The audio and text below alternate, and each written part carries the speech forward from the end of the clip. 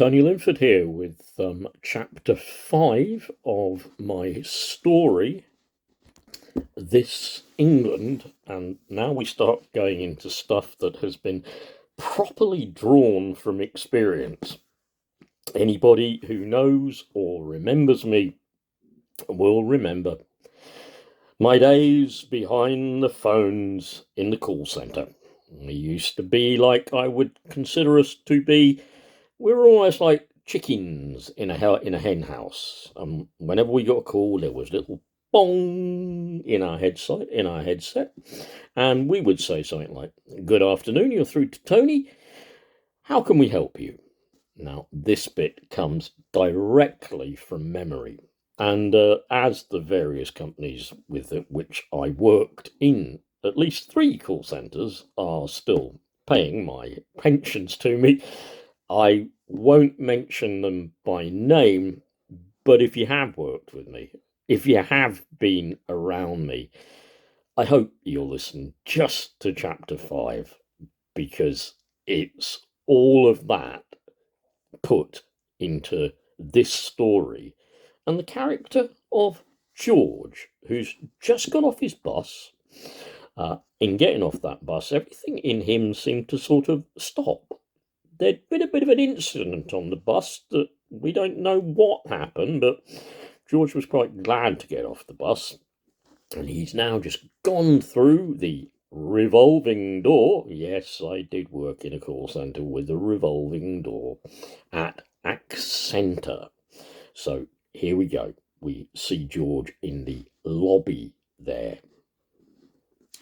George steps out of the door and the world changes. His bus heat falls away instantly. Cold air, conditioned, neutral. The lobby opens around him like a cathedral. High ceilings, stainless steel ribs, black leather seating arranged in islands across polished stone, low glass tables scattered between them, magazine racks perfectly aligned, unread. Huge photographs dominate the walls. Smiling faces, all colours, all ages, perfect teeth, perfect lighting. The ACCENTA swirl logo floats everywhere. Talking of logos,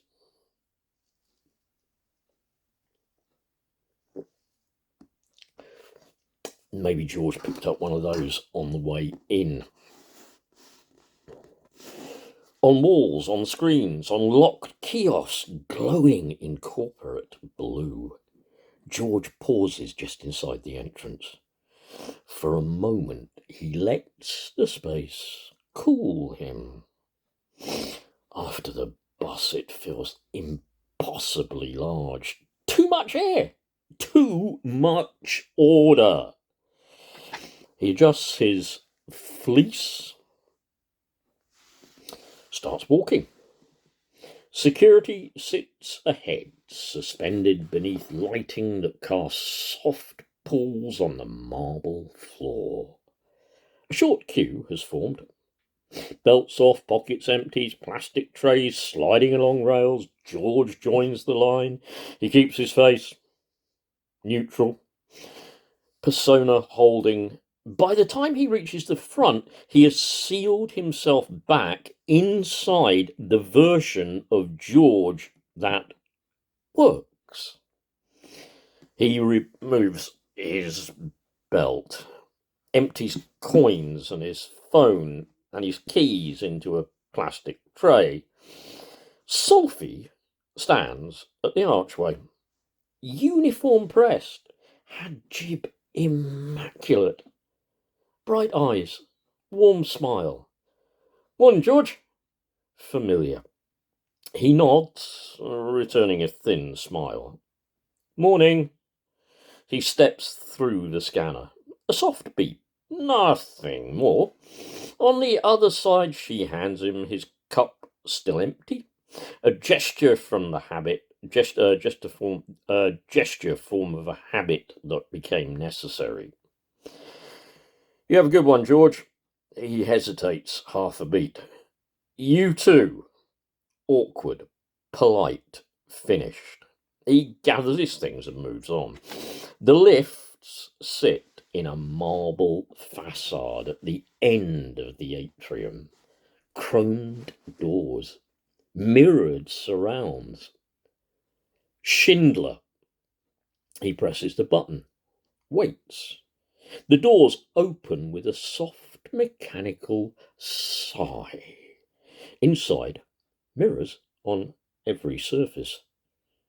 Ceiling, walls, doors.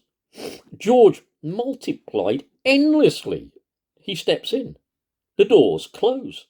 For a moment, there's only the hum of cables and the faint vibration underfoot. He sees himself, repeated in shrinking frames. Fleece slightly too tight, tie not quite straight, face older than he feels inside.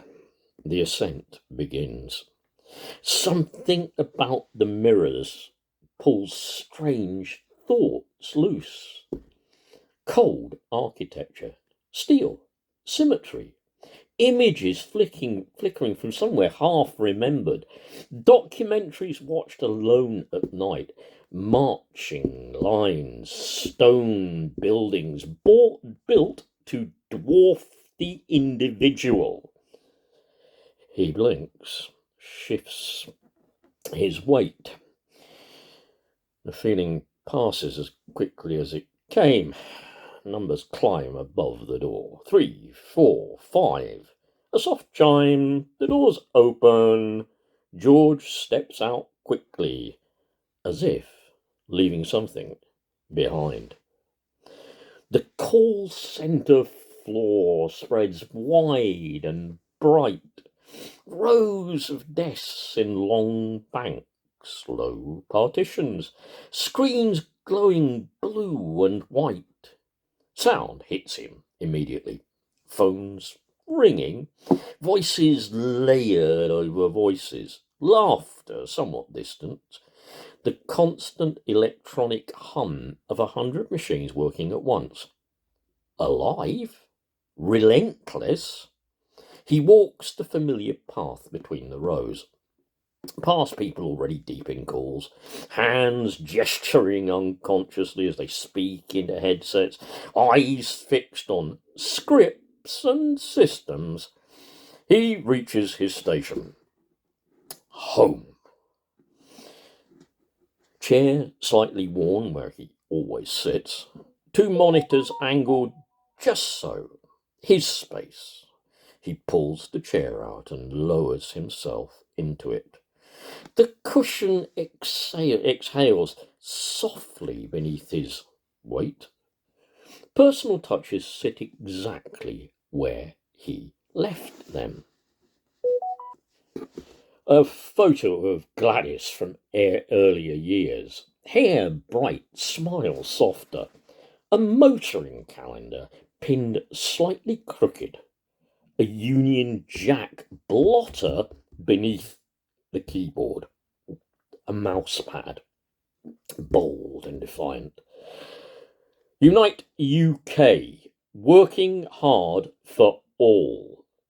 George adjusts it by just a fraction until he's satisfied. Across from him, Abdul's already in motion.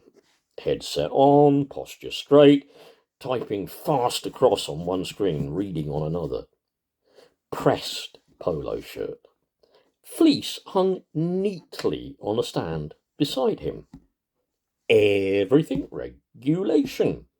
Everything precise. A small verse in Arabic printed on his board. Nothing else. Abdul doesn't look up. Doesn't notice George at all. George watches him for a second longer than necessary, then turns back to his own screens. He presses the power button. Systems begin to wake. Several login fields appear. He types his credentials from memory, hands moving automatically. The phone line indicator sits grey, waiting. Around him, the floor continues its endless rhythm. Call after call after call. George straightens slightly in his chair, settles the headset over his ears, becomes the other version of himself, the one that functions, the one that lasts the day. The line flashing green. He clicks. I wasn't actually going to end that chapter there, but I think it's a good place at which to end. That chapter for me has been actually personally quite self-indulgent. The next part that follows, which I'm going to probably just refer to as chapter 5, part B, well, you can imagine where we're going. George is in there. He's the chicken in the hen house. He's with all the other hens, pecking the corn, hitting the buttons, typing into the screens, going, "Good morning, how can we help you?" Bark! "Good morning, how can we help you?" Bark! Anyone working in any call centre anywhere, I know what it's like. I know what it's like. And I feel for you deeply, deeply. That's why, thank God, I was a trade union rep when I worked in mine. Really, really important. I don't want to comment, because this is just a story after all, about what some call centres are like. I'll leave that to you people who have walked in them, who have worked in them. But suffice to say, I would call them the sweatshops of the 21st century. They're sweatshops. That's exactly what they are. I read a book once called The Ragged Trouser by Philanthropist by William Trussell. Yep. You must read it. Please. It's a very old book, but please, please, please, especially if you're a trade unionist, please read it. You'll understand more about the people who, if you like, manage these call centres, but not so much that, the system under which they are set up. Early 21st century capitalism and the barons and the rich and the powerful who own and control everything. If you work in a call centre, you will have seen some of that. You'll have seen some of that anywhere you work, but especially in the people they pick as managers, supervisors, HR people, the ones who toe the corporate line, the ones who make sure they get everything correct. Not that there's anything wrong with getting everything correct in your job. Absolutely not. I'm not knocking that. But the ones who pretend to be on your side because they are your manager and they are looking after you, they're looking after your welfare. But I know some of the people that get to be managers are just they're obsessed with power. They've climbed up the greasy pole. Yep. They've said yes to all the right people. They've been involved in all the right meetings. And you, to them, are just like, like you're a little workaround in their team. Yeah. And you have to be shoved around like all the little workarounds do. Yeah. Anyway, I am blathering on. The next part, I hope you will like. This part, I hope you will share.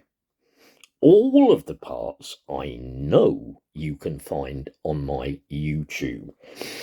In fact, I like this part so much, I'm sending it to one person whom I know quite well. I won't give you their name, but you'll know who you are when you receive this part. And we had planned, I believed, to meet shortly and just have a bit of a chin wag, maybe somewhere nice. Bye for now. Next part coming soon.